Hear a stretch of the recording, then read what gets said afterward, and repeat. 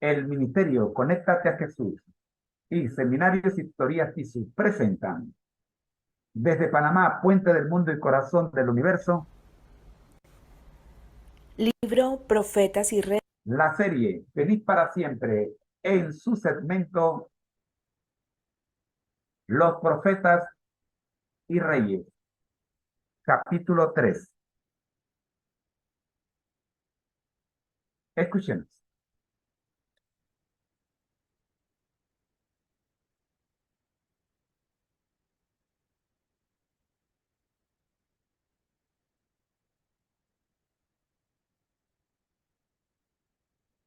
Reyes capítulo 3. El orgullo de la prosperidad. Mientras Salomón exaltó la ley del cielo, Dios estuvo con él y le dio sabiduría para gobernar a Israel con imparcialidad y misericordia. Al principio, aun cuando obtenía riquezas y honores mundanales, permaneció humilde y grande fue el alcance de su influencia. Y Salomón señoreaba sobre todos los reinos, desde el río Éufrates de la tierra de los filisteos hasta el término de Egipto. Tuvo paz por todos lados en derredor suyo. Y Judá e Israel vivían seguros, cada uno debajo de su parra y debajo de su higuera, todos los días de Salomón. Pero después de un amanecer muy promisorio, su vida quedó oscurecida por la apostasía. La historia registra el triste hecho de que el que había sido llamado Jedidiad, amable a Jehová, el que había sido honrado por Dios con manifestaciones de favor divino tan notables que su sabiduría e integridad le dieron fama mundial, el que había inducido a otros a loar al Dios de Israel, se desvió del culto de Jehová para postrarse ante los ídolos de los paganos. Centenares de años antes que Salomón llegase al trono, el Señor, previendo los peligros que asediarían a los que fuesen escogidos príncipes de Israel, dio a Moisés instrucciones para guiarlos. El que hubiese de sentarse en el trono de Israel debía escribir para sí en un libro un traslado de esta ley, del original de delante de los sacerdotes levitas. Y dijo el Señor, lo tendrá consigo, y leerá en él todos los días de su vida, para que aprenda a temer a Jehová su Dios, para guardar todas las palabras de aquesta ley y estos estatutos, para ponerlos por obra, para que no se eleve su corazón sobre sus hermanos, ni se aparte del mandamiento a diestra ni a siniestra, a fin que prolongue sus días en su reino, él y sus hijos en medio de Israel. En relación con estas instrucciones, el Señor previno en forma especial al que fuese ungido rey y recomendó: ni tampoco ha de multiplicar para sí mujeres, porque no se aparte de mí su corazón, ni ha de aumentar para sí plata ni oro en sumo grado. Salomón conocía bien estas advertencias y durante cierto tiempo les prestó atención. Su mayor deseo era vivir y gobernar de acuerdo con los estatutos dados en el Sinaí. Su manera de dirigir los asuntos del reino contrastaba en forma sorprendente con las costumbres de las naciones de su tiempo, que no temían a Dios y cuyos gobernantes pisoteaban su santa ley.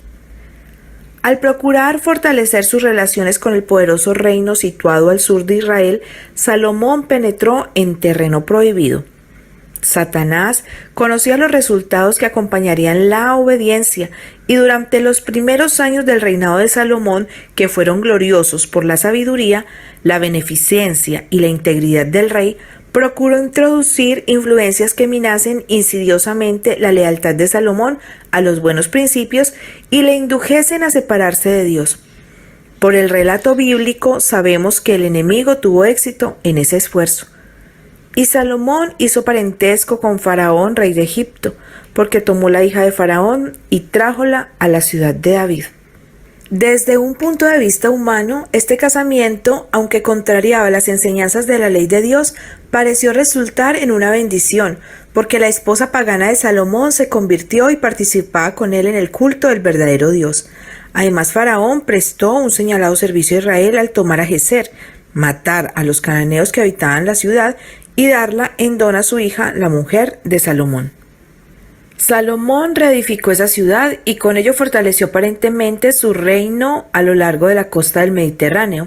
Pero al formar alianza con una nación pagana y al sellar esa alianza por su casamiento con una princesa idólatra, Salomón despreció temerariamente la sabia provisión hecha por Dios para conservar la pureza de su pueblo. La esperanza de que su esposa egipcia se convirtiese era una excusa muy débil para pecar. Durante un tiempo, Dios, en su misericordia compasiva, pasó por alto esta terrible equivocación, y el rey, por una conducta prudente, podría haber mantenido en jaque, por lo menos en gran medida, las fuerzas malignas que su imprudencia había desatado. Pero Salomón había comenzado a perder de vista la fuente de su poder y gloria. A medida que sus inclinaciones cobraban ascendiente sobre la razón, aumentaba su confianza propia y procuraba cumplir a su manera el propósito del Señor. Razonaba que las alianzas políticas y comerciales con las naciones circundantes comunicarían a esas naciones un conocimiento del verdadero Dios, y contrajo alianzas profanas con una nación tras otra. Con frecuencia estas alianzas quedaban selladas por casamientos con princesas paganas. Los mandamientos de Jehová eran puestos a un lado en favor de las costumbres de aquellos otros pueblos. Salomón se había congratulado de que su sabiduría y el poder de su ejemplo desviarían a sus esposas de la idolatría al culto del verdadero Dios, y que las alianzas así contraídas atraerían a las naciones de un derredor a la órbita de Israel. Vana esperanza. El error cometido por Salomón al considerarse bastante fuerte para resistir la influencia de asociaciones paganas fue fatal.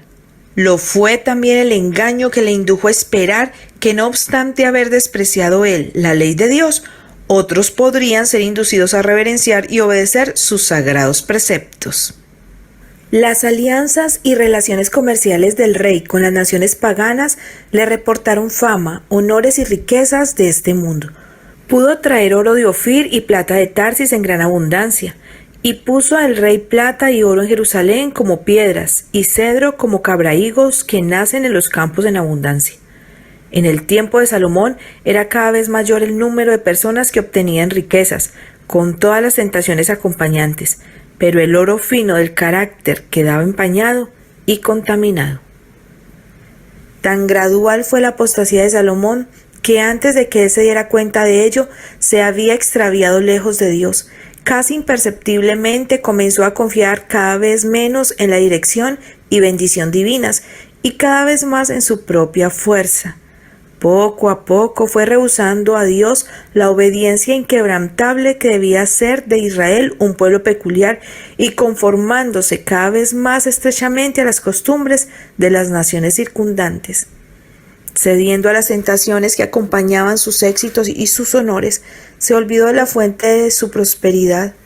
La ambición de superar a todas las demás naciones en poder y grandeza le indujo a pervertir con fines egoístas los dones celestiales que hasta entonces había empleado para glorificar a Dios.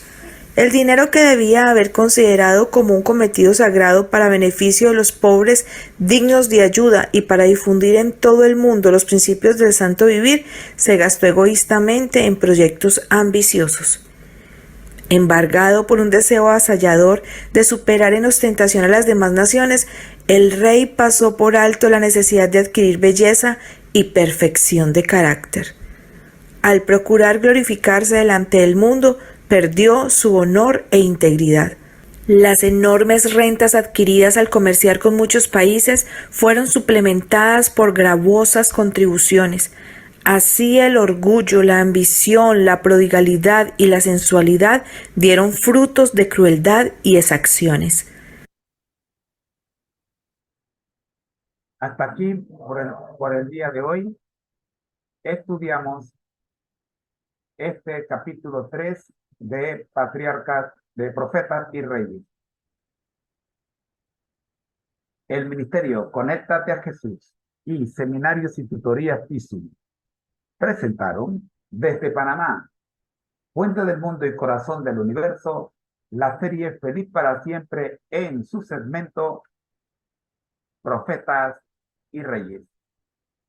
A continuación, tendremos el segmento El deseado de toda la gente.